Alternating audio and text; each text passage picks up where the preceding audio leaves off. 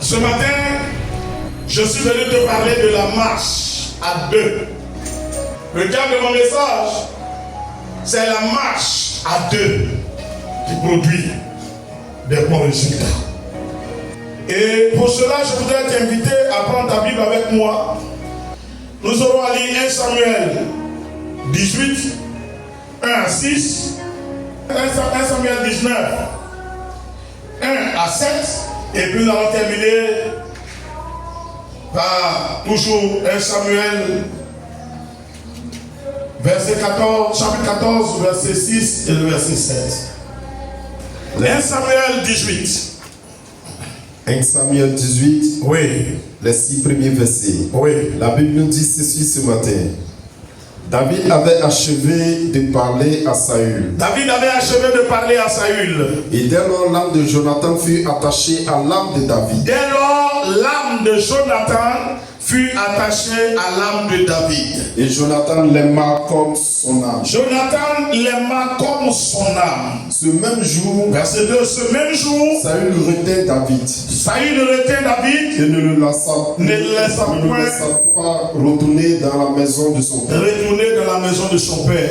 3. Jonathan fit alliance avec David. Jonathan fit alliance avec David. Parce qu'il l'aimait comme son âme. Parce que Jonathan l'aimait comme son âme. Il ôta le manteau qu'il portait Il ôta le manteau qu'il portait pour le donner à David. pour le donner à David. Et il lui donne ses vêtements, Et il lui donna ses vêtements, même son épée, même son épée, son arc son arc et sa ceinture. et sa ceinture. David allait et réussit David allait et réussissait partout où l'envoyait Saül. partout où l'envoyait Saül. Il fut mis par Saül à la tête des gens Il fut de guerre. mis par Saül à la tête des gens de guerre. Et il plaisait à tout le Et peuple, il plaisait à tout le peuple, même aux serviteurs de même aux Saül. serviteurs de Saül. Alléluia. Amen. Dieu vous bénit, asseyez-vous. Bien-aimé, tu veux que Dieu marche avec toi, ou tu marches avec quelqu'un, tu veux avoir des résultats. J'apprécie. Alors, puisque j'apprécie, je suis venu te dire, arrange-toi pour qu'il y ait une confiance véritable qui soit bâtie dans cette marche et que cela puisse porter des bons fruits. Le chrétien est un homme, une femme qui est appelé à faire des exploits. Et ce qui fait que il y a ce que nous appelons le témoignage qui existe dans le christianisme. Des moments où nous témoignons de quoi? Des bienfaits de Dieu dans notre vie, soit réalisés directement par nous, ou par un frère, ou par une sœur, par une autre personne. Alléluia. Dieu ne nous a pas créés pour marcher et vivre seul. À seul, il n'y a pas de bonheur. Mais il y a seulement que le bonheur et la joie. Lorsqu'on est 2, on est 3, on est 4, on peut se réjouir et réaliser des choses, s'apprécier. Même l'argent que nous cherchons n'a pas de valeur si on est seul. Tous les biens que nous avons n'ont pas de valeur si on est seul. Tu construis la plus belle maison du monde. Tu as tout l'or du monde. Tu es seul, personne ne va chez toi. Personne n'apprécie. Où est la valeur de ces choses? Elle n'a pas de valeur. Parce que même la maison de 10 pièces, c'est dans une pièce que tu vas dormir. La même nuit, tu ne peux pas dormir dans toutes les autres pièces. Donc, ta maison aura de la valeur. Lorsque tu prends le temps de recevoir des frères, des amis, ils partagent les autres pièces. Et il se réveille, il dit, hey, mon frère, merci, ta maison est jolie. Ah, je suis content de dormir dedans. La maison alors prend de la valeur. Alléluia. Et puis si tu marches avec quelqu'un qui n'a pas envie de voir la vie comme tu vois la vie, vous n'allez pas avoir de résultat. C'est ce qu'on voit ici dans l'histoire de David et de Jonathan. Jonathan, fils de Saül, était égayé. Vous comprenez bien? Jonathan, fils de Saül, l'enfant du roi Saül, était un guerrier, un combattant. En Israël, tout le monde combat. forts sont retenus pour diriger la troupe. Alors voici qu'un jour, Jonathan ne connaissait pas David. Saül, son père, reçoit le jeune combattant David. Parce que David aussi était combattant. Alléluia. Alors il reçoit David. Pendant que Jonathan est assis, comme les responsables sont assis. Et David commence à expliquer au roi ses exploits avec son Dieu. Depuis sur les hommes, jusqu'à sur les animaux, l'ours, le lion, tout ce que l'on sait.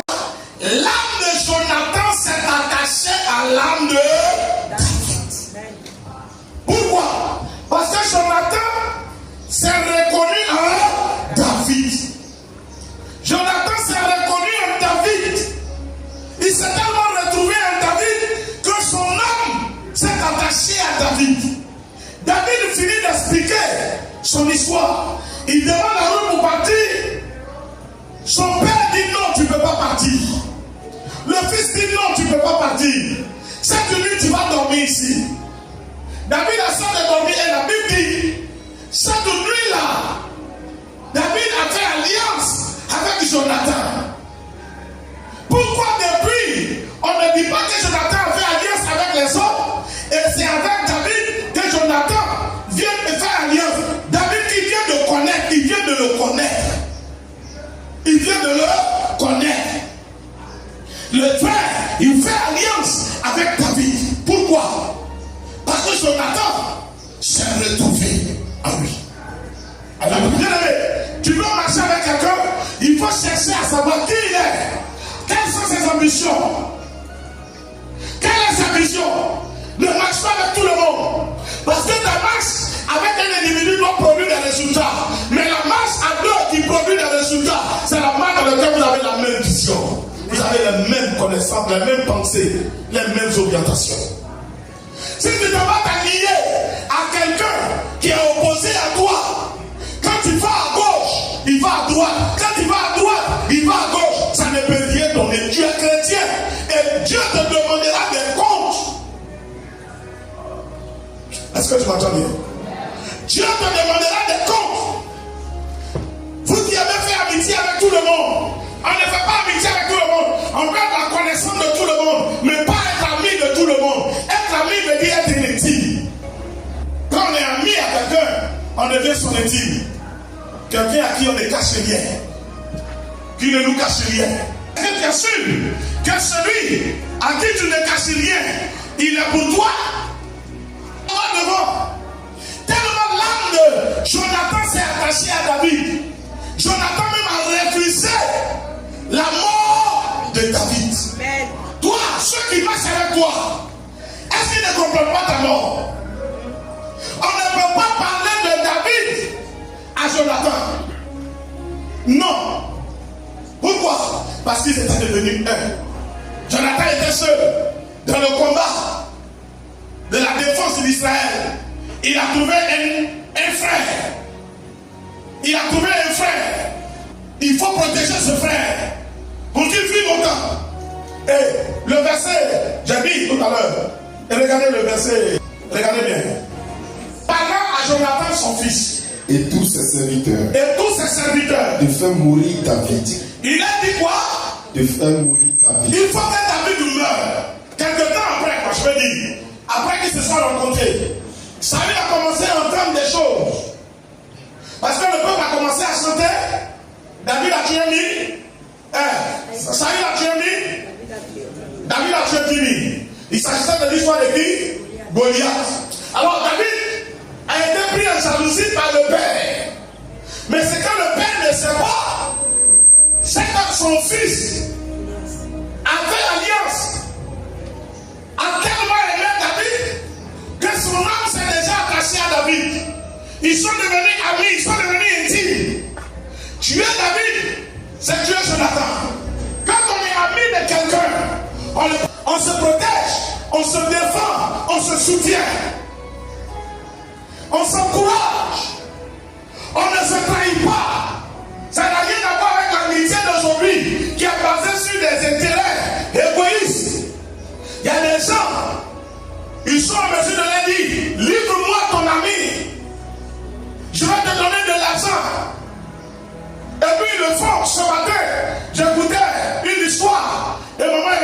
là-dessus. Ça, ce sont des fausses amitiés. Quand tu veux te lier à quelqu'un, il faut chercher à sonder son intérieur. Comment il voit? Comment lui-même il te voit d'abord? Comment il voit la vie? Où il veut aller? Mais regardez ce que Jonathan va dire. Mais Jonathan, fils de Saül, qui avait une grande affection pour Jonathan, fils de David, ça a une question pour David, verset 2. l'en informa et lui dit, Il a informé David. Il lui dit, Saül mon père salut mon père, cherche à te faire mourir. cherche à te faire mourir. Or, en réalité, si David meurt, si papa n'est pas là, c'est lui là que le peuple va choisir comme roi. Il sait. Mais Jonathan n'a pas regardé cela parce qu'il l'a aimé. Parce qu'il l'a aimé, il s'est allié à lui. Il est parti dire à David, mon papa cherche à te tuer. Il faut aller te cacher. Va te cacher. Parce que je ne peux pas accepter que tu sois tué. Allons-y. Oui. Sois donc sur tes gardes Sois donc sur tes gardes. demain matin. Demain matin. Reste dans un lieu retiré. Reste dans un lieu retiré. Cache-toi. Cache-toi. Je sortirai et je me tiendrai à côté de mon père. Voilà ce que moi je vais faire. Je vais sortir demain matin. Je vais me tenir à côté de mon père. Dans le champ où tu seras. Dans le champ où tu vas être. Mon père, je parlerai à toi. Je parlerai de toi à mon père. Je parlerai de toi à mon père. Je verrai ce qu'il dira. Je vais voir ce qu'il va dire. Et je te le rapporterai. Je vais te le rapporter. Jonathan parla favorablement de David à Saül. Il a fait quoi? Il a parlé favorablement de David En à Saül. réalité, il devait soutenir qui? Il devait soutenir qui? Vous voyez? Frère, Jonathan devait soutenir son père. Mais Jonathan n'a pas soutenu son père, il a soutenu quoi? Son ami. Il a préféré soutenir son ami. Frère, celui que tu appelles ton ami là, il te voit comment? Celle que tu appelles ton ami là, elle te voit comment? Si elle te voit comme une rival, c'est pas la peine. Celui que tu appelles ton frère en Christ là, il te voit comment? S'il te voit comme un concurrent, c'est pas la peine. Il sera prêt à te tuer. Alléluia. Sachez vous choisir des amis. Le premier critère de l'amitié, c'est d'abord l'amour et la confiance. Alléluia. Alors Jonathan dit, je t'en informerai. Allons-y. Que le roi, dit-il, ne commette pas un péché Il s'en va dire à son père que le roi ne commet pas un péché à l'égard de son serviteur. à l'égard de son serviteur David. Car il n'en a point commis envers toi. Papa, le petit n'a rien fait contre toi. Au contraire, il agit pour ton bien. Au contraire, il a agi pour ton bien. Ça veut dire que c'est Jonathan qui est en train de parler ainsi à son père. Pour en faveur de qui? De David, le futur roi. Au lieu de plaider pour dire papa, après c'est quand tu vas faire la de soutien. Lui, comme ça, en train de berger. Donc, Ali, c'est moi, roi. Papa, il ne paye rien pour attendre. Papa, quand tu es pas, mais c'est oui, il est caché. Je sais. Je vais conduire les gens là-bas. Non, mais Jonathan commence à plaider. Il dit, papa, l'enfant n'a rien fait contre toi. Au contraire, il a agi pour ton bien et pour le bien d'Israël. Mon Dieu est venu pour nous prendre à la fin de nous des esclaves. L'enfant là, il a donné sa vie. Papa, il faut l'épargner de la mort. Il ne faut pas le tuer. Allons-y. Il a exposé sa vie, il a tué le Philistin et l'Éternel a opéré une grande délivrance pour tout Israël. Tu l'as vu. Tu l'as vu. Et tu t'en es réjoui. Et tu t'en es réjoui toi-même. Pourquoi pécherais-tu contre le sang? Pourquoi, papa, tu veux pécher contre ce sang innocent? Et feras-tu sans raison mourir David? Saül écouta la voix de Jonathan. Saül alors écouta la voix de Jonathan. Et il jura. Disant, l'Éternel est vivant. David ne mourra pas. Oh, amen. Amen. Voilà un ami.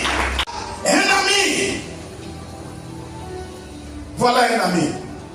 C'est ce que je veux que tu sois pour moi. Amen. Et c'est ce que je veux être pour toi. Frère, je veux être ton ami. sois mon ami. Je veux être lié à toi. Je veux que tu sois lié à moi. Et si tu as convaincu de te lier à quelqu'un d'autre dehors, rassure-toi que ce ne serait pas un traître, mais que c'est un homme de valeur, un homme digne, n'est-ce pas, de mériter ta confiance. Je suis venu te dire ce matin, la réussite que tu veux que Dieu réalise avec toi ne va pas se réaliser avec tout le monde. Demande au Seigneur de te donner les gens avec qui tu dois marcher. Que Dieu te montre les gens avec qui tu dois marcher. Et que les traits de qui de ton entourage, en tout cas que Dieu te donne d'avoir l'esprit ouvert de sorte que tu ne puisses pas tomber dans le piège des méchants. Il est difficile de marcher avec quelqu'un, de protéger la personne si ton âme ne l'aime pas. La Bible dit la première chose qui est arrivée, c'est que l'âme de Jonathan s'est attachée à David. David mourait. Parce que quand le roi prenait la décision de faire tuer David, David n'était pas informé. Il a informé son fils Jonathan parce que c'est son aîné. Et il a informé ceux qui devaient exécuter l'ordre. Mais Jonathan aimait tellement David qu'il a refusé. Au contraire, il était devenu avocat de David.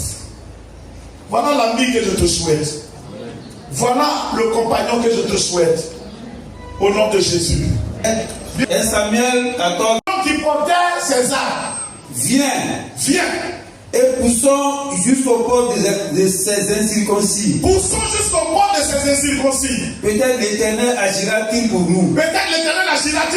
Car rien n'empêche l'Éternel de sauver au moyen d'un petit nombre. Mon frère, rien n'empêche l'Éternel de sauver au moyen d'un petit nombre. Comme d'un grand nombre. Au verset 7.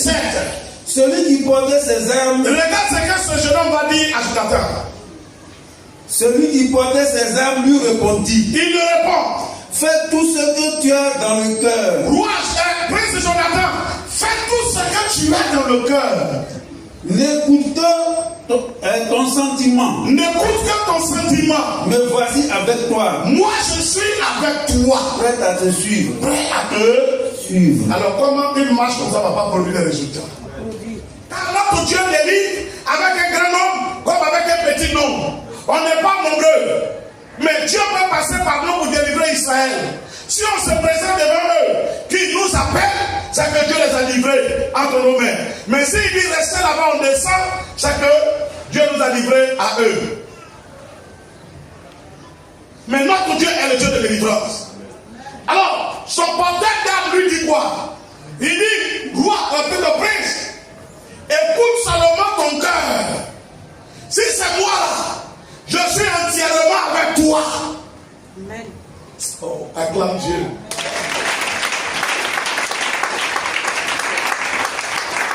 Tu comprends? Il dit, Jonathan, écoute seulement ton cœur. Quant à moi, je suis entièrement avec toi. C'est de ces gens que moi je demande à Dieu de m'enlever. Amen. Je prie chaque jour. Je suis entièrement avec toi. Et la Bible dit, lorsqu'ils sont arrivés, de deux personnes, Dieu a donné la victoire sur l'ennemi. Jonathan et son porteur d'armes ont battu toute une armée. Alors jusque là, je me demande, une armée, ce n'est pas 10 personnes, ce n'est pas 20 personnes. Comment 2 personnes ont réussi à faire ça? Mais parce que quoi? Ils étaient l'un dans l'autre. Ils étaient unis. Le porteur d'âme était en Jonathan. Il pensait selon la pensée de Jonathan. Il voyait selon la vision de Jonathan. Et donc il ne peut pas avoir autre chose que la victoire. La marche à deux a besoin d'unité pour donner les bons résultats. C'est ce que je suis venu te dire. Ne t'allie pas à tout le monde, même pour former un groupe de prière. Si tu pries avec quelqu'un qui a une vision différente de toi, vous n'allez jamais être exaucé. Le porteur d'âme dit quoi, Jonathan? Moi, je suis entièrement pour toi. Alléluia. Je suis entièrement pour toi. Il ne faut pas douter là-dessus. Je suis entièrement. C'est quand tu décides, on le fait. Point. À partir du moment où tu as décidé, je n'ai rien à dire. On le fait. Point. Que Dieu te bénisse. Que Dieu te donne des amis comme ça. Que Dieu te donne des frères comme ça. Que Dieu te donne des partenaires comme ça. Que Dieu te donne des alliés comme ça. Des gens sur qui tu pourras t'appuyer pour réussir. Et qui pourront s'appuyer aussi sur toi pour réussir. Quand les deux ont eu la victoire, c'était la victoire de Jonathan.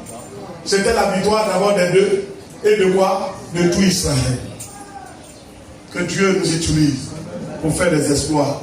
Au nom de Jésus. Après la part, après que tu as eu tous les outils pour combattre, je te dis, cherche à t'allier à des bonnes personnes pour mener le combat. Ne t'allie pas des traites. Sinon, tu seras trahi dans le combat et c'est toi qui mourras. Que Dieu te bénisse et que la victoire de Dieu soit pour ta part. Dans le nom puissant de Jésus.